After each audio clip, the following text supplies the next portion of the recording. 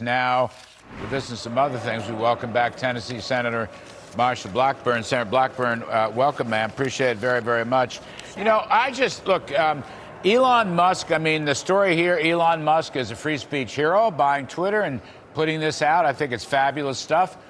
But I must confess, once we go through that, I want to know, with all this influence peddling, China, Russia, Ukraine, and all of what we knew that the mainstream media wouldn't report about Bobulinski and the big guy gets 10%, how much went to Joe Biden? When did it go to Joe Biden? And is it still going to Joe Biden? I don't think those are unfair questions, Senator, and wondered if you had a thought on it. Well, they're very relevant questions, Larry, and it's answers that the American people want to know. Biden Incorporated, as I call it, has been big business for the past 50 years. And Joe Biden, his children, his siblings have all been a part of this. They have built their career off Joe Biden's public service. And of course, you had the collusion between the FBI and social media and downplaying the laptop as Russian disinformation, and now people are saying, well, it was really true. And so people want to know, how far did this go? That cooperation between the FBI and social media, how deep was that? Exactly who all was involved with it? Was it more than just the Biden campaign? Was it people in other agencies that were a part of this? How deeply was big media involved in this with big tech? Those are all questions that need to be asked, answers need to be given, people need to be held to account. I look forward to Republicans taking over the House in January and beginning to push some of that forward so we can then amplify that and push it in the Senate. And they'll get subpoena power, won't they, Senator? They'll get subpoena power. Yes, they will. Which is very important, yeah. Let me just go back. You know, you raised a whole variety of very important topics.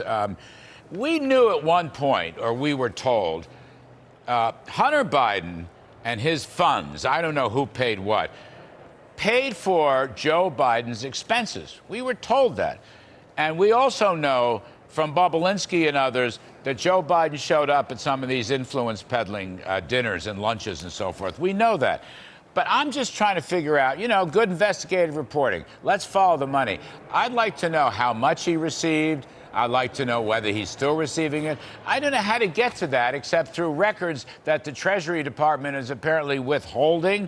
I mean, they're more than happy to go through Donald Trump's tax returns, but they're not more than happy to release anything to do with Joe Biden and Hunter Biden. You see, I mean, it's the money here that puts the influence peddling at the country's risk, it seems to me. And you want to say and ask the question appropriately with China. When you look at our dealings with China, why has Joe Biden not spoken out more in support of the Chinese protesters? Why is he not supporting them? Why did Apple agree to cut off airdrop? Why was Apple not called out by this White House for doing that? Why have we not activated the Open Technology Fund to put the internet up over China like we did in Cuba, like we did in Ukraine? That is something that we should be doing. So when you look at Russia, when you look at China, when you look at these relationships that Biden Incorporated has had over the past several decades, you have to ask, who is really involved? What is the money flow? Where is it going? Why did the FBI try to go to social media to restrict this story or to couch the laptop story as Russian disinformation? I mean, that's just, you know, you're right. I don't reckon you're going to get much help from your Democratic colleagues in the Senate, but we all have high hopes in the House. Before I lose you, Senator, can I just ask you one thing? There's a rumor, a statement, I think, that suggests no omnibus spending bill.